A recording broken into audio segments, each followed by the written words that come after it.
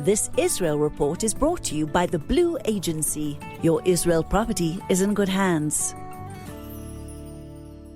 Owning properties in Israel can be a great investment, but challenging to manage if you're based abroad. The Blue Agency will manage every aspect of your property, finding and vetting tenants, maintaining your property and getting it rental ready, negotiating contracts and collecting rentals, reporting back to you regularly. The Blue Agency has built a reputation for trust and confidentiality over 20 years. The Blue Agency, your Israel property is in good hands. Contact us at www.theblueagency.com. The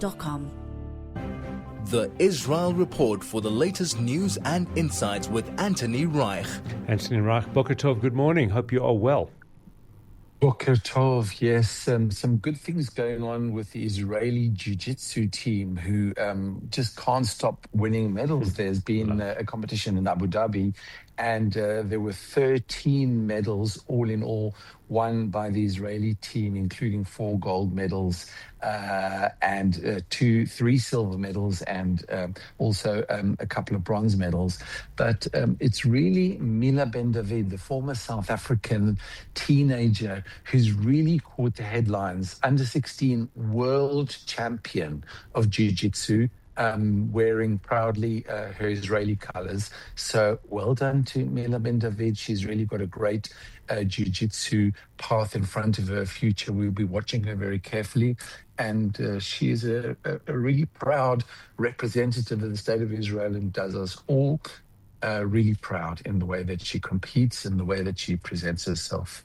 Yeah, we love those stories. Absolutely amazing. This one is so interesting.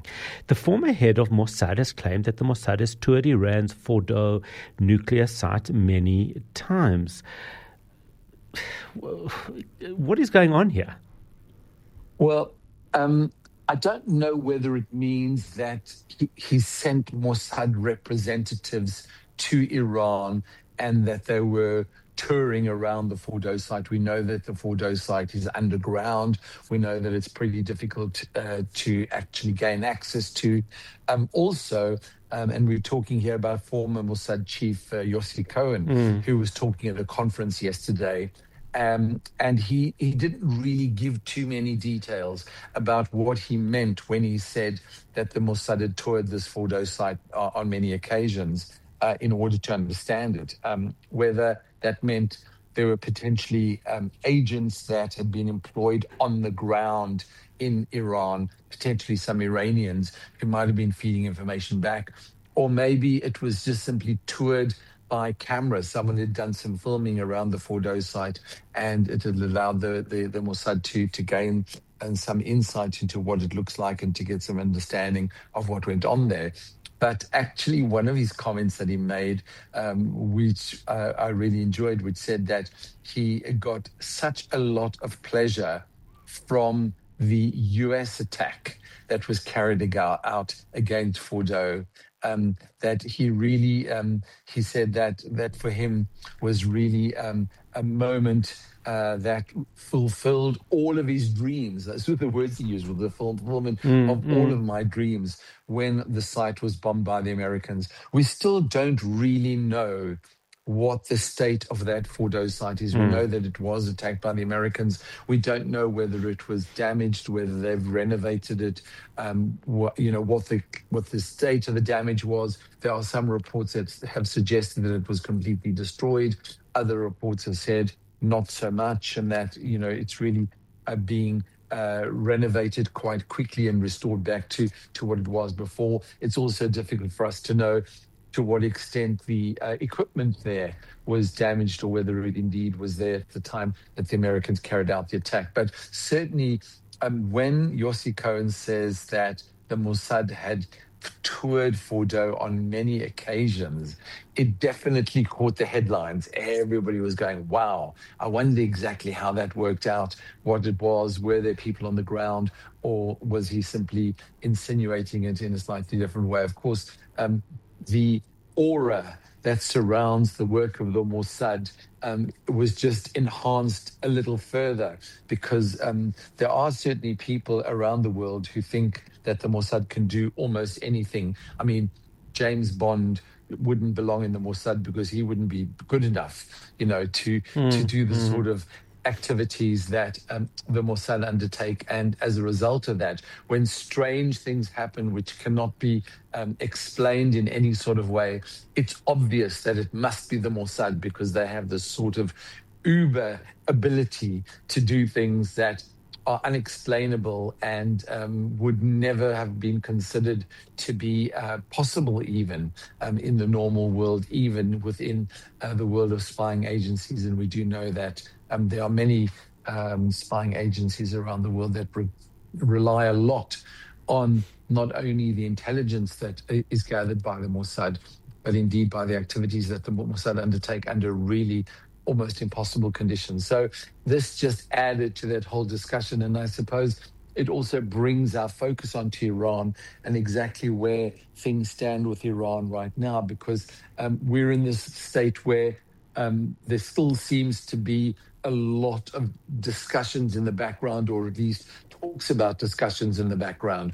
President Trump continues to allude to the fact that discussions are going well. The Iranians are saying there really aren't that many discussions going on. We do know that there is still a blockade around the area of the Straits of Hormuz. There's an American blockade, there's an Iranian blockade. Ships are not flowing very smoothly through the Straits of Hormuz. The Iranians continuing to insist that they will extract fees from ships that sail through the Straits of Hormuz that claim to have come to an understanding with the Omanis. We understand that the enriched uranium that we were so eager to see removed from Iran still remains within Iran's possession. We also see now that there have been quite a number of changes of leadership positions that were announced in Iran, supposedly all appointed by the supreme leader, who nobody has seen or really heard from since the day that he was appointed, which leads to further speculation about whether he's even functioning or even alive.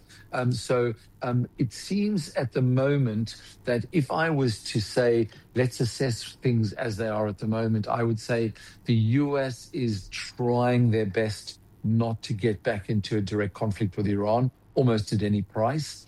The Iranians can't wait to see 2 years pass and this Trump administration get to the end of its time in office, and whether it be a Republican who will replace President Trump in the White House, or whether it be a Democrat, the Iranians just want to see Trump out of the White House. And I think they're just playing a very, very long game to try and get over the next 2 years as quickly and as efficiently as possible. But overall, I think that Iran has come out of this in not bad shape, considering everything that's happened over the past few years, the extent to which they've been attacked.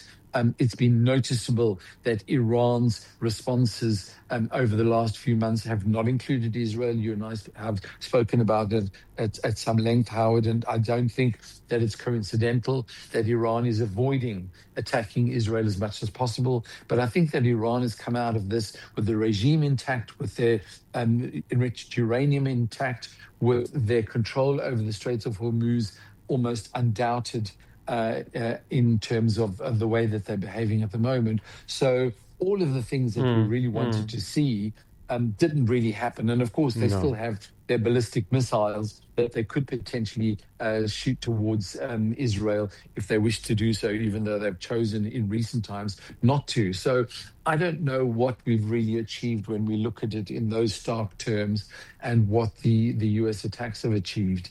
But I'm guessing we'll keep watching to see what happens next. But I suspect that direct conflict is probably getting further and further away from any reality. likelihood. That's my assessment.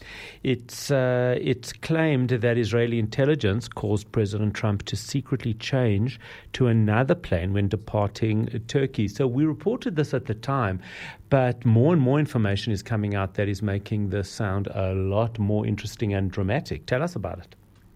I think it is quite interesting and very dramatic, and I don't know if anybody's seen that video. There is a video circulating that shows that some sort of a catering vehicle pulls up right underneath Air Force One, the old Air Force One. Let's not just get to the facts. President Trump arrived in Turkey on that new Air Force One that had been donated by Qatar. It's got like red livery, so it's quite distinct from the old Air Force One, which is got the livery which they like to call powder blue, the one that we're very, very familiar with. So President Trump arrived on the new Air Force One. Everything seemed to work well for him on that particular plane, and I'm guessing it's a pretty comfortable sort of flight for him to come from the US to Ankara in Turkey for the NATO summit. On the way back, President Trump made a public statement saying he will not be returning to the US on the new Air Force One, but for old time's sake, he's going to travel on the old Air Force One with the powder blue livery. What we now understand is that he didn't travel on that aeroplane at all, but indeed he was whisked off to another third aeroplane, an American Air Force plane that was also in Turkey at the time, and that he was flown to London from Turkey, which I think was always the plan anyway. They did a stopover in London and from there on the way back to the US. But we are told that Israeli intelligence had been given to the Americans, warning them that there would be an attack carried out, or there had been planned an attack to be carried out against the president's plane by physically held missile systems to be fired towards the plane.